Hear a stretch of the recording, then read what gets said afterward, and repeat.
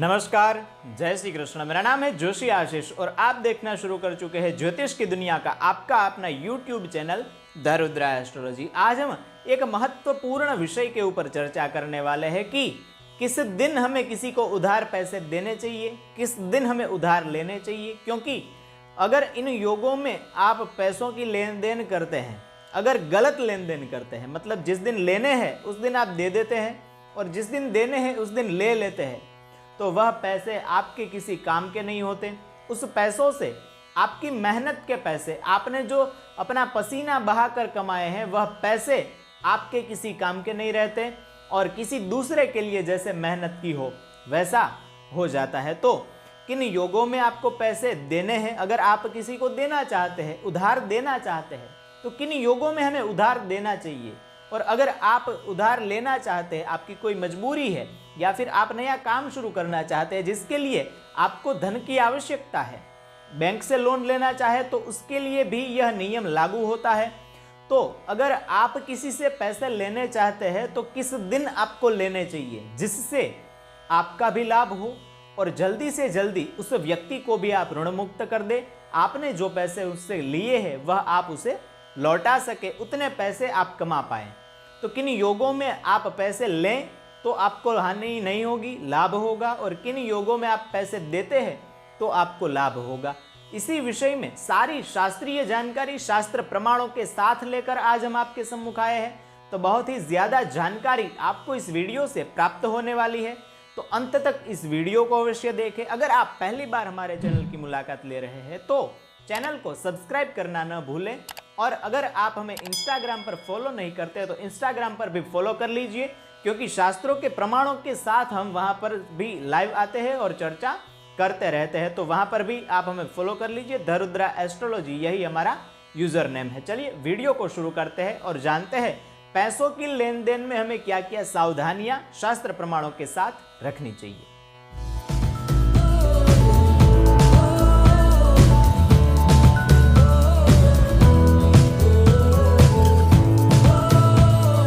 हर बार की तरह इस बार की चर्चा की शुरुआत भी अगर हम शास्त्र प्रमाणों के साथ करें तो बालबोध ज्योतिष ग्रंथ में हमें ऋण मोचन पैसों की लेन देन के लिए कौन से मुहूर्त है उसके विषय में श्लोक प्राप्त होता है। श्लोक इस प्रकार है कि ऋणम भौमेन गृहणीयान न देयम बुधवासरे ऋणच्छेदम कुजे कुर्यात् संचयम सोमनंदने हस्तेर्कवारे संक्रांतो यदृणं स्यात् कुलेषु तत् वृद्धि योगे तथा ज्ञेयं ऋणच्छेदं तु कारयेत्। अर्थात इस श्लोक का अर्थ इस प्रकार है कि अगर आप किसी से पैसे लेने चाहते हैं तो कभी भी मंगलवार के दिन आपको पैसे नहीं लेने हैं। अगर आप बैंक से लोन लेना चाहते हैं तो मंगलवार के दिन आपको लोन नहीं लेना है।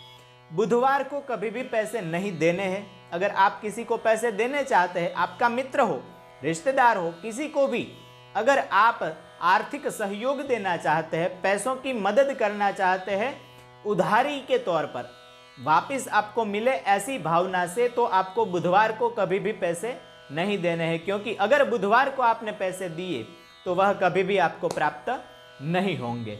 दूसरा आगे बताते हैं कि ऋणच्छेदम कुजे कुर्यात्, ऋण का छेद करना चाहते हैं, मतलब कि अगर आप किसी को चुकाना चाहते हैं, जिससे आपने उधार लिया है उसे वापस लौटाना चाहते हैं, तो वह मंगलवार को करेंगे। अगर बैंक से लोन लिया है और मंगलवार को आप किस्तें भरते हैं तो जल्दी आपका लोन खत्म हो जाएगा, जल्दी आप उसे पैसे लौटा देंगे। और अगर बुधवार के दिन अगर आप पैसे लेते हैं तो वह आपके लिए शुभ होगा। बुधवार को कभी भी पैसे नहीं देने हैं किसी को भी। बुधवार को अगर पैसे दिए तो वह गए समझिए, कभी भी आपको प्राप्त नहीं होंगे। बुधवार को आपको पैसे लेने हैं, देने नहीं है, और मंगलवार को पैसे देने हैं, लेने नहीं है। यह दो बात मंगलवार और बुधवार की आपको याद रखनी है। अब एक ऐसे विशेष योग की बात करते हैं कि इन योगों में अगर आपने किसी से पैसे ले लिए तो समझिए कि आपकी पीढ़ियों तक वह ऋण, वह उधारी, वह लोन कभी नहीं चुका पाएंगे। ऐसा कौन सा योग है? तो हस्ते अर्कवारे, रविवार और हस्त नक्षत्र हो, दूसरा संक्रांति का दिन हो और वृद्धि योग हो। इन तीनों में अगर कोई भी व्यक्ति किसी से भी उधारी में पैसे लेता है तो उसकी कुल में मतलब कि उसकी पीढ़ियों तक वह ऋण नहीं चुका पाते हैं। इसीलिए इन दोनों में आपको पैसे लेने नहीं हैं, पैसे देने हैं। अगर इन दिनों में अगर आप पैसे किसी को देते हैं तो वह आपके लिए अवश्य फायदेमंद होगा और इससे आपके पैसे डबल होते रहेंगे, आपको फायदा होता रहेगा। तो पैसों की लेन देन के विषय में यह महत्वपूर्ण बात आपको याद रखनी है।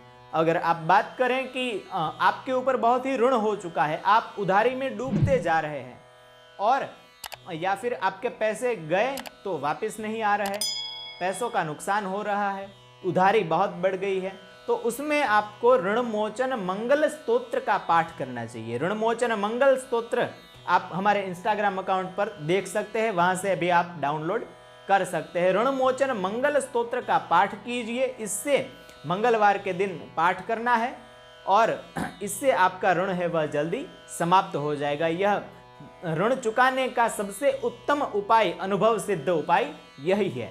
और आशा करते हैं यह जानकारी जो शास्त्रीय शास्त्र प्रमाणों के साथ हमने दी वह आपको पसंद आई होगी। अगर यह जानकारी आपको पसंद आई है तो ज़्यादा से ज़्यादा लोगों तक शेयर कीजिए। अगर आपके ध्यान में कोई ऐसा व्यक्ति है जो पैसे देता है और उसे समय पे नहीं मिलते हैं तो उन्हें यह वीडियो दिखाइए, या फिर आपका कोई मित्र है जिसने उधारी में बहुत पैसे ले लिए हैं, वह चुका नहीं पाता, तो उसे वीडियो दिखाइए, उसकी जानकारी बढ़ाइए और उससे यह उपाय जो हमने बताए हैं वह उपाय करवाइए, उनसे उनको अवश्य लाभ होगा। जल्द ही मिलते हैं एक नई शास्त्रीय चर्चा में नए शास्त्र के प्रमाणों के साथ। तब तक के लिए धन्यवाद। जय श्री कृष्ण, वंदे मातरम।